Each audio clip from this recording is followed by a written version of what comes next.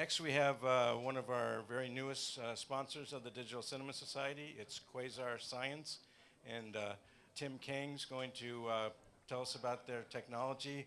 And we have a couple of models, DCS members who aren't normally models, but Sabina Hinroth and Jamel Northern. So please tell us about yourself and the company. Great. My name is Timothy Kang. I am a cinematographer, and I work for Quasar Science as the research and development for cinematography color science. Our CEO, Stephen Strong, is here also in the audience, and we are going to be available as well at our booth to answer questions afterwards. So what I wanted to do, instead of just do a simple product demonstration, is to talk about something that I have not seen talked about in the industry. And so we're going to talk about our color philosophy in the angle of what exactly is the problem that we are trying to solve as an LED lighting company. And I want to throw a question out to the audience, and if no one answers within 5 seconds, it's okay. What metrics are people using to are you using to gauge your choice in a light? You can throw out any CRI, weight, price. There's a CRI, and you'll see companies touting XY gamuts, and you'll see a chart with a triangle of all the possible colors that a light can do and all these combinations and whatnot. The thing is, all that has an inherent assumption, which is it's based off of your eye, and it's only based off of the camera within your eye, but it's not really considering the actual cameras that we use to photograph things on set, and it's not considering the actual real-life objects in the world. So what I'm going to present to you is basically, this is the entire color pathway that happens when you shoot anything. Here on the left side here, I'm going to just blow it up so you can actually see it. Let's just say that you had a traditional tungsten lamp, right? This is the actual spectrum, and what I call a spectral fingerprint of that actual, of the spectrum coming out of the lamp. So once I have a blue, let's say I have a blue cloth, this is the actual spectrum of that blue cloth, right? And when you have this spectrum right here reflecting off of this blue cloth, the light acts as a carrier wave of this information, and this is what comes off of that blue cloth. So as you can see here, tungsten is a straight line, so inherently speaking, it's actually a very, even though it's a little biased in a certain direction, it still has that same characteristic shape of a blue cloth. Now this carrier wave is then filtered into 3 separate sensors. So you have, this is the blue filter, and this is what the blue filter is seeing of this carrier wave. This is the green filter, this is what it sees, and this is the red filter, and this is what it sees.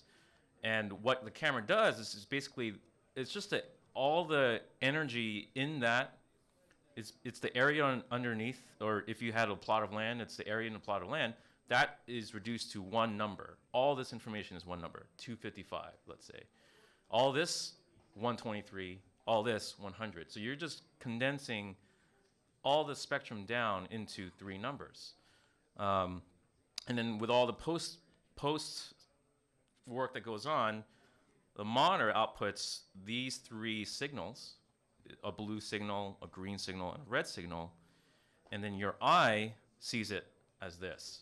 This is the camera sensor of your eye, and as you can see, it looks really different than this, because this is just coming from the monitor, and then this is the color that comes off, this blue patch right here. So when you have different lamps all claiming to be, and metering at 3000 Kelvin, all claiming to have very high CRI, you can still have extremely different spectrum, because all these specs do not describe the actual spectrum of the light.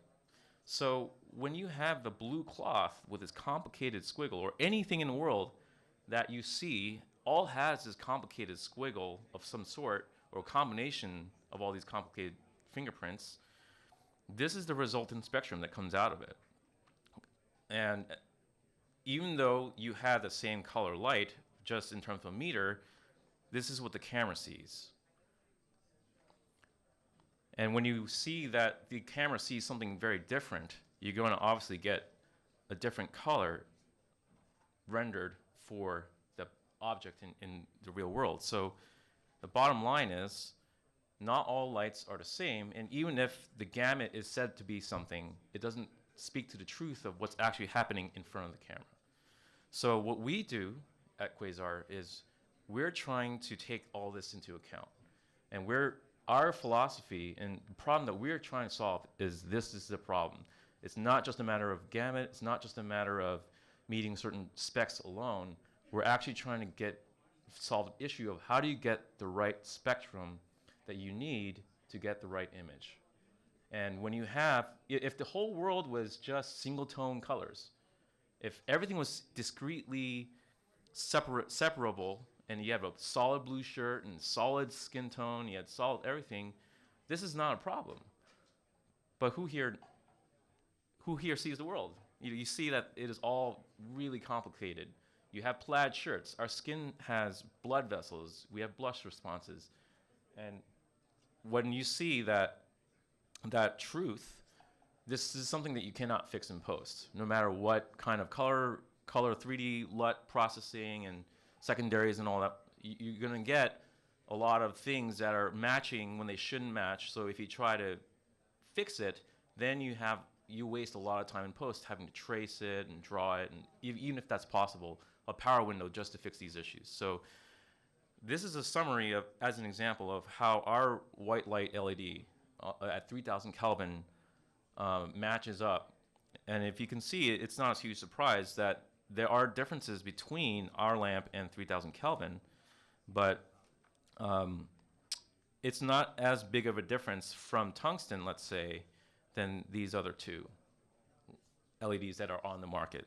Now, this is all real data. This is not marketing illustrations that I made up. These are actual meter responses that I took offset. So one cloth will then render these different colors. And even daylight and tungsten render slightly different on a camera sensor. But our light still ends up being in a closer ballpark than what else is on the market. So this is the problem that we're trying to solve. And this is our commitment that we are stating to you as cinematographers, as practitioners of a craft, to not settle for less. We want to make sure that we know that you care about this. And we don't think that just enough is enough. This is our vision for where we're going to go with our color science and all our products in the future.